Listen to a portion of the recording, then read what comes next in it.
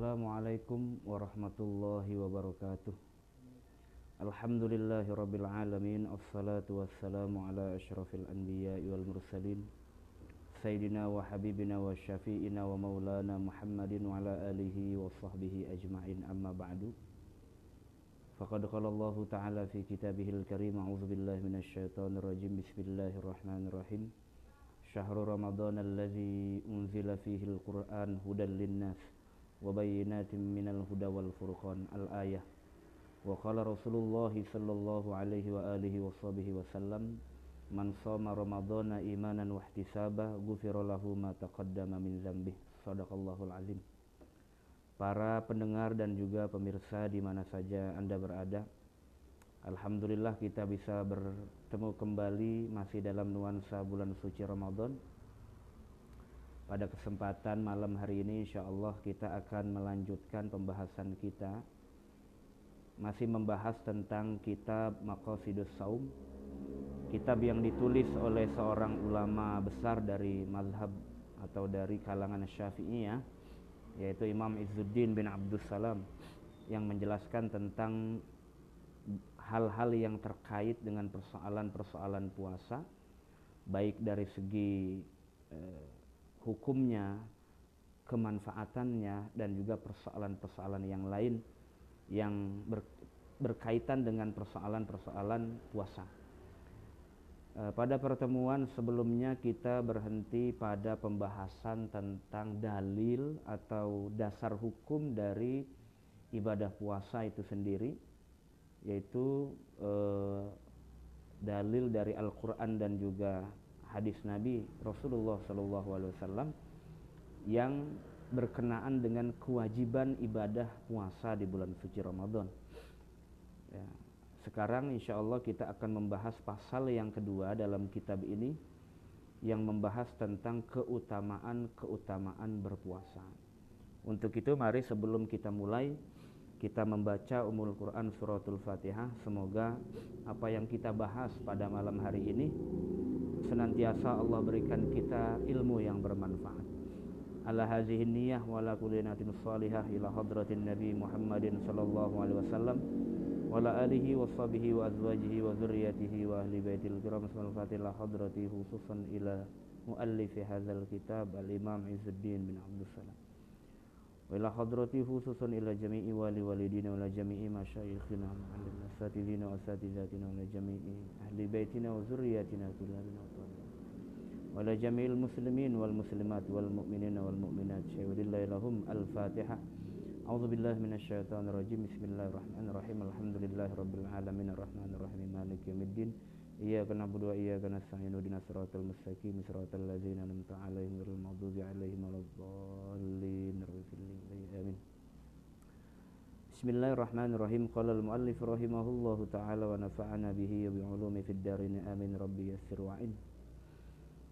Al-faslu tsani fi fadhailihi. Nah, kita akan membahas pasal yang kedua dalam kitab ini, kitab Maqasidus Shaum, yang membahas atau menjelaskan tentang fadhailus shaum, keutamaan ibadah puasa.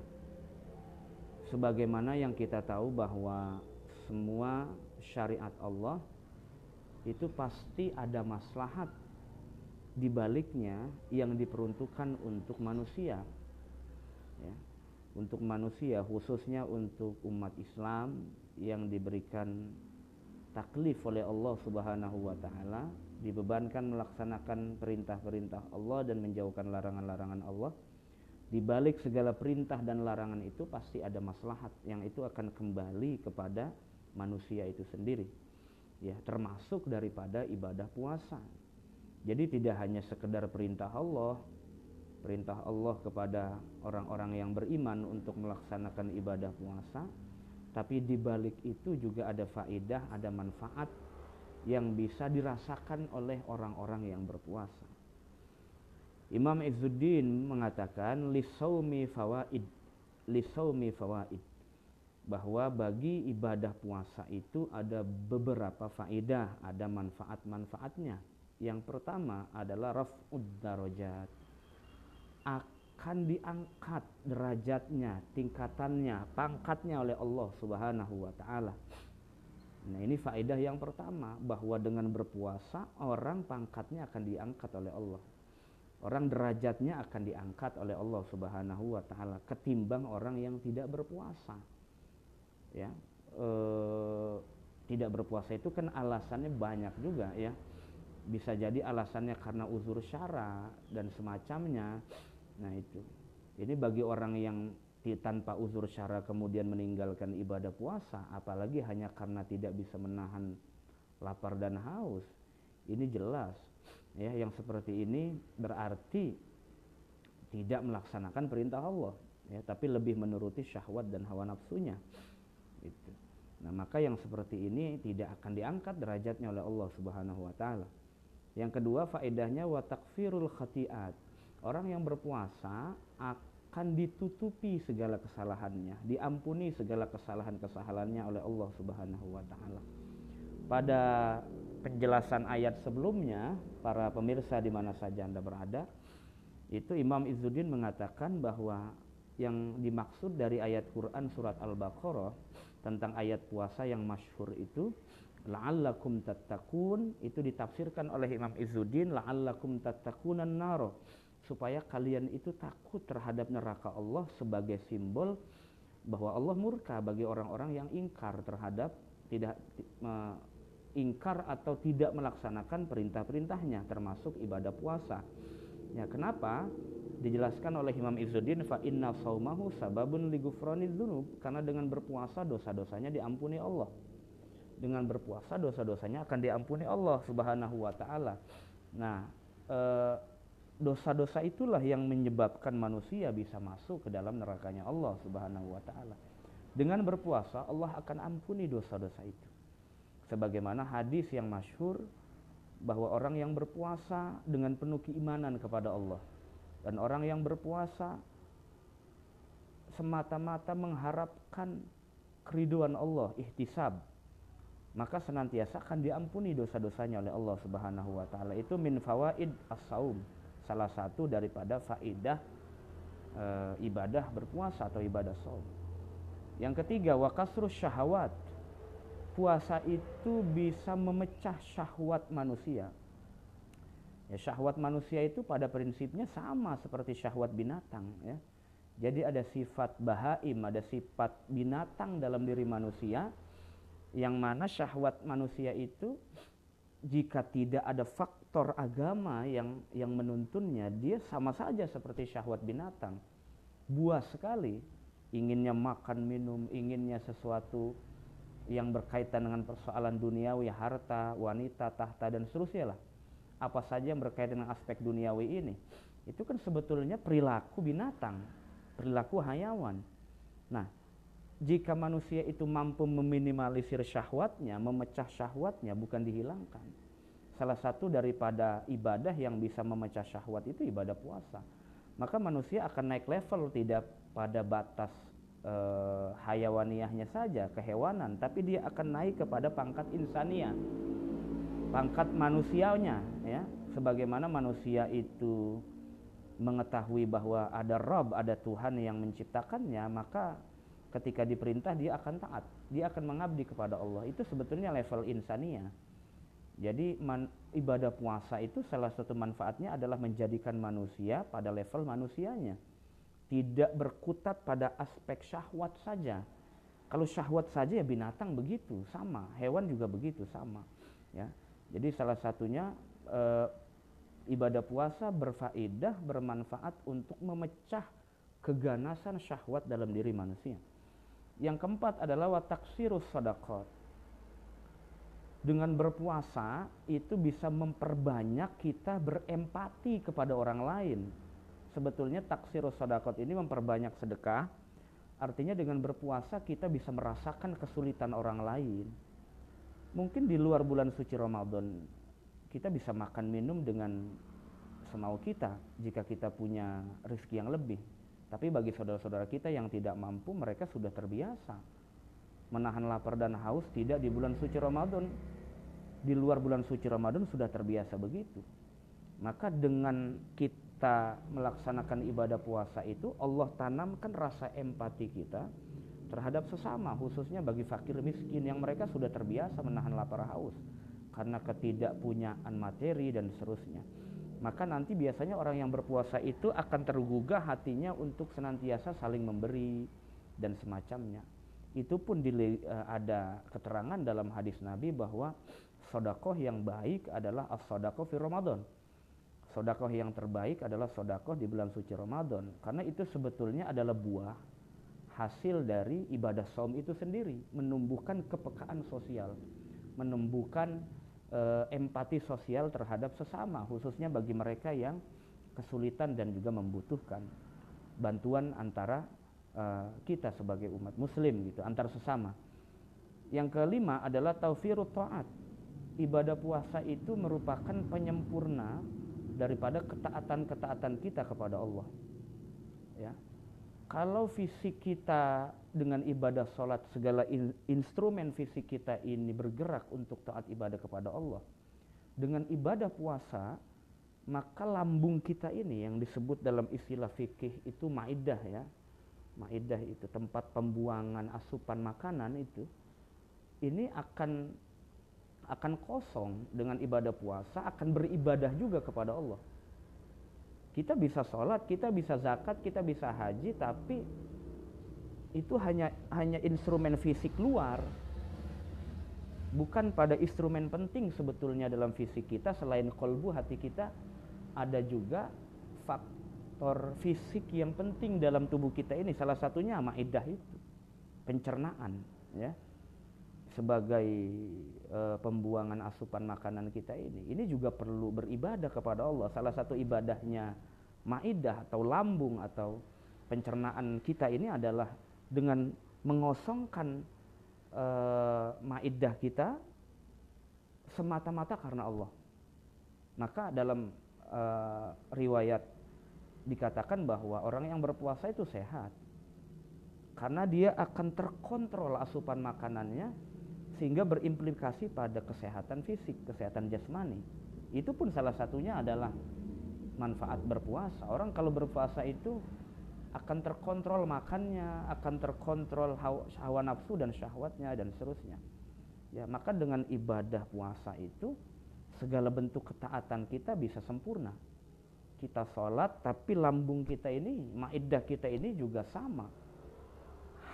Hak lambung ini kan menerima asupan makanan, tapi tidak terus menerus. Kalau berlebihan itu juga akan berefek beberapa penyakit, akan berefek kepada hal-hal yang tidak kita inginkan, bahkan itu akan fatal, akan mudorot bagi fisik kita. Ya. Ada lagi bahwa ibadah puasa juga penyempurna keislaman kita. Berislam kita artinya bertaat secara fisikal, kita sholat, kita zakat, kita haji, tapi ada juga ibadah puasa itu ya, salah satu dari asas min ususi syariah atau min arkanil Islam, dari ada rukun-rukun Islam. Maka ibadah puasa juga berfaedah atau bermanfaat sebagai penyempurna ketaatan kita kepada Allah. Maka kalau kita doa Allahumma rabbana taqabbal minna sholatana wa siyamana wa ruku'ana wa sujudana dan seterusnya ya. Nah, itu juga sebagai bentuk harapan kita kepada Allah bahwa ketaatan kita dari segala instrumen fisik kita ini taat kepada Allah, termasuk lambung ini yang haknya makan tapi ternyata kita porsikan untuk tidak makan semata-mata karena Allah. Wa syukru alamil khafiyah. Dengan berpuasa kita juga menunjukkan rasa syukur terhadap persoalan-persoalan yang abstrak, alam khafi ya, alam khafiyah, dunia abstrak. Kenapa demikian? Karena dengan ibadah berpuasa itu biasanya kita bisa tergugah, hati kita bisa tergugah untuk bisa merasakan hal-hal yang mungkin tidak bisa kita rasakan secara empirik. Kepekaan sosial itu kan timbulnya dari hati, itu kan timbulnya dalam diri manusia. Kemudian merasa bahwa kita ini tidak ada apa-apanya. Kita ini makhluk yang butuh kepada Allah Subhanahu wa taala. Gitu ya. Jadi syukur terhadap hal-hal yang khafi, hal-hal yang abstrak. Tapi lebih spesifiknya nanti dijelaskan oleh Imam Izzuddin bin Abdus Salam. Wal inzijaru an khawatiril ma'asi wal mukhalafat. Yang terakhir, manfaat dari ibadah puasa adalah dengan ibadah puasa maka dorongan-dorongan maksiat, ya, besitan-besitan untuk melaksanakan maksiat dan juga mukhalafat itu bisa terminimalisir. Ya, inzijar itu artinya bisa menghalang-halangi kita, mencegah kita untuk jatuh kepada ajakan-ajakan maksiat dan juga ajakan-ajakan terhadap sesuatu yang menyalahi perintah Allah Subhanahu wa taala. Ya biasanya orang kalau sedang berpuasa itu rada malu berbuat maksiat itu ya. Rada malu, agak-agak tidak tidak ada keinginan untuk merusak puasanya, untuk sekedar menuruti syahwat atau ajakan setan melaksanakan atau melakukan maksiat gitu. Nah, itulah salah satu simbol yang disebutkan oleh Rasulullah dalam riwayat Imam Bukhari bahwa dalam bulan suci Ramadan ini setan itu dibelenggu. Ya, artinya taklilus syurur, sedikit sekali potensi kejelekan yang ada di bulan suci Ramadan, atau ta'jizuhum anil igwa, ya. Ajakan setan itu akan terkikis karena kekuatan iman orang yang berpuasa, tekadnya sehingga tidak ingin merusak ibadah puasanya dengan melakukan maksiat-maksiat yang lain. Kemudian Imam Izzuddin bin Abdus Salam mengatakan fa amma raf'ud darajat falikaulihi sallallahu alaihi wasallam, bahwa faedah berpuasa salah satunya adalah diangkat derajatnya oleh Allah itu berdasarkan sabda Nabi sallallahu alaihi wasallam, idza jaa Ramadan futihat abwabul jannah wa ghuliqat abwabun nar wa sufidatis syayatin. Ini teksnya banyak sekali ya, dalam riwayat Bukhari ada, dalam An-Nasai ada, Tirmizi ada. Ada yang redaksinya wasul silatis syayatin, ada redaksinya futihat abwabus sama dan seterusnya. Idza jaa Ramadan, apabila datang bulan suci Ramadan, maka futihat abwabul jannah, kata Rasulullah, akan dibukakan pintu-pintu surganya Allah. Pintu-pintu surga itu artinya sebuah ungkapan bahwa biasanya ketika masuk bulan suci Ramadan, potensi taat itu semakin meningkat. Dalam diri orang yang beriman, potensi taat semakin meningkat, dan ketaatan itu merupakan modal utama untuk masuk surga. Untuk masuk surga itu sebetulnya kiasan bahwa pintu surga dibukakan Allah. Kenapa? Begitu banyak bentuk-bentuk ketaatan yang ada di dalam bulan suci Ramadan, karena dorongan iman orang-orang yang beriman itu untuk taat kepada Allah di bulan suci Ramadan. Diangkat derajatnya oleh Allah. Yang tadinya malas-malas ibadah jadi meningkat, itu kan diangkat derajatnya oleh Allah Subhanahu wa taala. Menjadi orang yang muti, orang yang taat. Wa ghuliqat abwabun nar, kata Rasulullah, ketika bulan suci Ramadan masuk akan dikunci pintu-pintu neraka Allah. Dalam riwayat lain disebutkan wa ghuliqat abwabu jahannam. Ini juga sebagai kiasan bahwa orang-orang yang berbuat maksiat akan sedikit di bulan suci Ramadan ketimbang di luar bulan suci Ramadan. Sedikit sekali. Karena merasa malu. Ya. Di samping orang berkompetisi dengan berbagai macam bentuk ketaatan, sedekah, tarawih, ibadah sunnah yang lainnya, apalagi ibadah puasa tidak ditinggal dan seterusnya, maka bentuk kemaksiatan semakin sedikit. Nah, maksiat itulah menjadi pintu masuk nerakanya Allah. Itu yang disebut bahwa neraka akan dikunci. Karena sedikit orang yang berpotensi berbuat maksiat, meskipun ada, tetap ada, ya. Meskipun tetap ada. Wasufidatis syayatin, dan akan dibelenggu, akan dikerangkeng setan-setan itu. Artinya menurut Imam Al-Hafiz Ibnu Hajar Al-Asqalani bahwa yang dimaksud sufidatis syayatin adalah Allah melemahkan potensi setan untuk membujuk dan menggoda manusia. Kenapa? Karena imannya meningkat. Maka dari itulah ayat surat Al-Baqarah itu Allah menyerukan orang-orang beriman, ya ayyuhallazina amanu kutiba alaikumusiyam. Yang dipanggil itu orang beriman. Maka imannya meningkat, potensi kejelekan itu semakin berkurang. Bahkan rayuan dan bujukan setan pun gak akan didengar. Karena keimanannya itu kepada Allah Subhanahu wa taala, maka wajar saja Kalau ibadah puasa itu spesial di sisi Allah Subhanahu wa taala. Walikaulihi sallallahu alaihi wasallam, dan juga ada hadis dari Nabi sallallahu alaihi wasallam hikayatan an rabbih, sebagai hikayat dari Rasulullah, dari Tuhannya Allah Subhanahu wa taala. Hadis ini hadis qudsi ya. Hadis qudsi. Hadis qudsi itu maknanya dari Allah tapi lisannya melalui lisan Nabi. Rasulullah mengatakan kullu amali ibni Adam lahu illa saum ya. Rasulullah mengatakan, Allah berfirman, kullu amali ibni Adam lahu illa siyam. Semua amal manusia ya itu lahu bagi dia sendiri kecuali puasa. Apa yang dimaksud bagi dia sendiri? Ya, amal-amal ibadah yang ibadah manusia itu pada prinsipnya ukurannya kembali kepada dia. Ya, dia sholat buat dia gitu loh supaya tidak masuk neraka. Dia zakat supaya tidak dianggap pelit dan seterusnya. Hanya ibadah puasa lah yang ibadah sangat konkret sebagai bentuk ketaatan kepada Allah. Maka kata Allah, fa innahu li wa ana ajzi bih. Karena ibadah puasa itu pada prinsipnya untukku kata Allah, dan aku yang akan membalasnya nanti langsung di hari kiamat. Kenapa begitu? Kenapa Allah mengatakan begini? Karena ibadah puasa adalah ibadah yang paling real menunjukkan bahwa manusia itu mereka semata-mata karena Allah. Bayangkan dia rela menahan lapar haus di siang hari. Bahkan mungkin saja dalam keadaan dia jauh dengan sanak famili dia batalkan puasanya. Tapi ternyata dalam keadaan ramai-ramai, dalam keadaan sepi pun dia senantiasa mau menahan lapar dan haus itu. Kenapa? Karena imannya merasa diawasi Allah. Kalau ibadah sholat mungkin kita bisa lalai-lalai. Dalam keadaan ramai kita rajin, dalam keadaan sepi kita lalai-lalai sholat. Tapi kalau puasa, itu dalam keadaan sepi pun dia senantiasa mau menahan lapar haus dan seterusnya.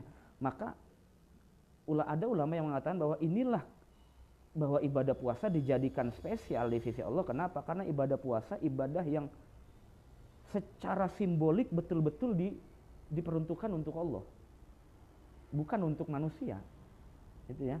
Maka nanti Allah langsung yang akan membalasnya. Wasiyamu junnah, siam ibadah puasa itu sebagai perisai, sebagai tameng kita. Fa iza kana shaumu ahadikum fala yarfus yauma idzin wala yaskhab. Apabila kalian itu berpuasa, maka fala yarfus, jangan nodai puasa kalian dengan berkata yang kotor keji. Wala yaskhab, dan juga berperilaku yang tidak baik. Fa in sabbahu ahadun au qatalah. Kalau ada orang yang mencaci kalian, ada orang yang menghina kalian, au qatalahu, atau ada orang yang mengajak kalian itu berkelahi, falyaqul, maka katakanlah inni mru'un shaim, atau inni shaim, saya sedang berpuasa.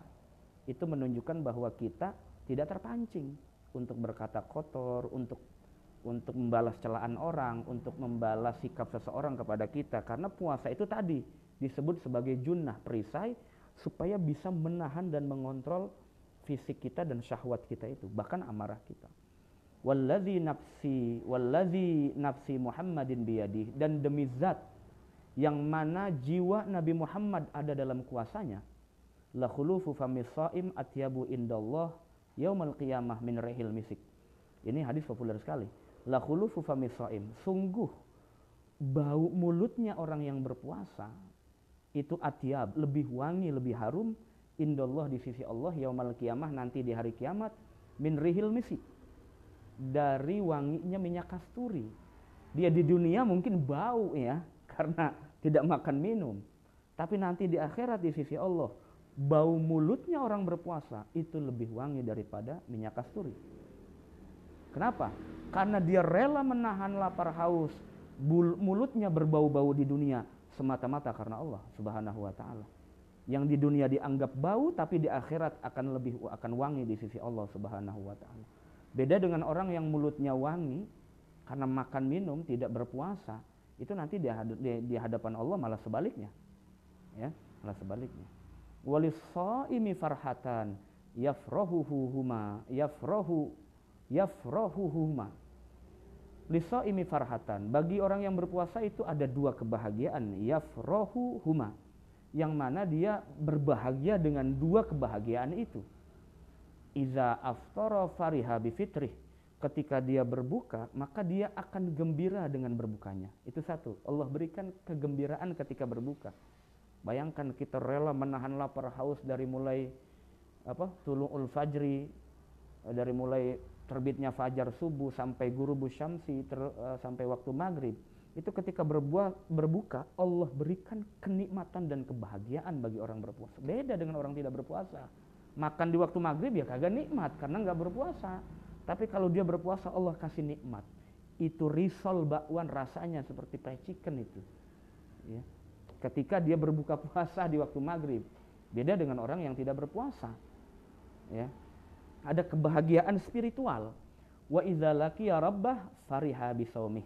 Nanti kebahagiaan yang kedua, kata Rasulullah, ketika di akhirat menghadap Allah Subhanahu wa taala, bertemu dengan Allah, Allah akan berikan kebahagiaan spiritual, tapi tidak sekarang. Nanti ditangguhkan oleh Allah ketika bertemu langsung dengan Allah Subhanahu wa taala di hari akhirat.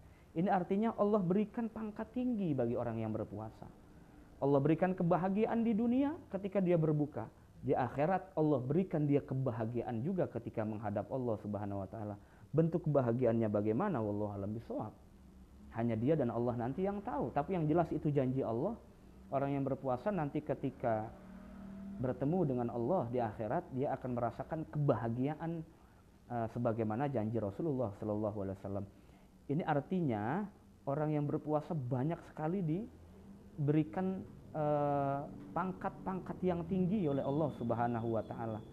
Dari mulai Allah jadikan orang yang berpuasa sebagai ahli surga karena ketaatannya meningkat, potensi keburukannya semakin berkurang. Ya. Kemudian juga Allah katakan bahwa puasa itu adalah ibadah yang paling real dipersembahkan kepada Allah, maka orang yang berpuasa nanti akan Allah ganjar langsung di akhirat. Ibadah puasanya sebesar apa? Itu kan spesial sekali, diangkat derajatnya oleh Allah Subhanahu wa taala. Ya, kemudian bau mulutnya orang yang berpuasa di akhirat, bukan di dunia, ya. Di akhirat itu nanti wangi mulutnya seperti melebihi wanginya minyak kasturi yang kita tahu di alam dunia ini. Ya mungkin dulu di Arab minyak kasturi itu wangi sekali, ya, wangi sekali. Maka Rasulullah mengambil sampel, contohnya ya seperti bau misik itu, bau misik, ya, minyak misik. Maka bau mulutnya akan lebih wangi daripada minyak misik yang mungkin dalam konteks pada saat itu minyak wangi yang paling wangi, ya, menurut orang-orang Arab pada saat itu.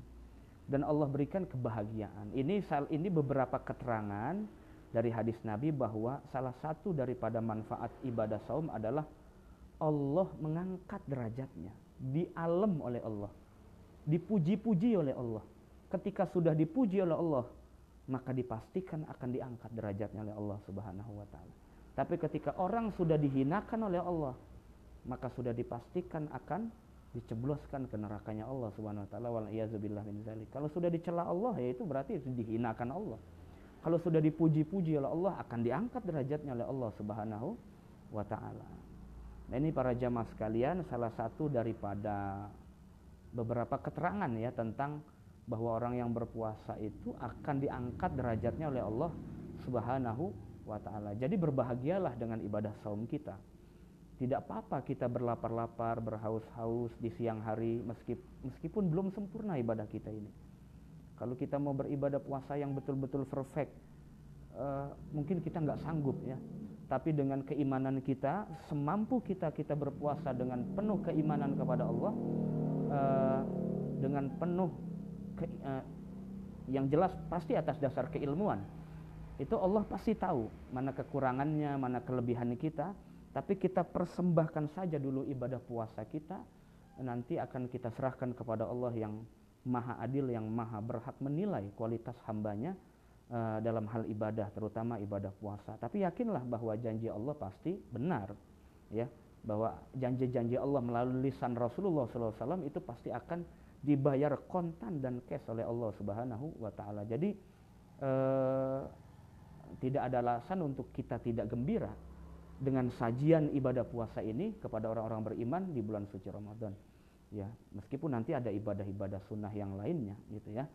Ini para jamaah sekalian, para pemirsa di mana saja Anda berada, ya, bahwa keutamaan berpuasa di bulan suci Ramadan salah satunya adalah Allah angkat derajatnya nanti di akhirat, bahkan di bulan suci Ramadan juga atau di dunia juga Allah berikan bahwa orang yang berpuasa akan diangkat derajatnya oleh Allah, tapi yang paling real adalah nanti ketika kita bertemu dengan Allah Subhanahu wa taala ada hal-hal spesial yang sudah disiapkan oleh Allah untuk kita.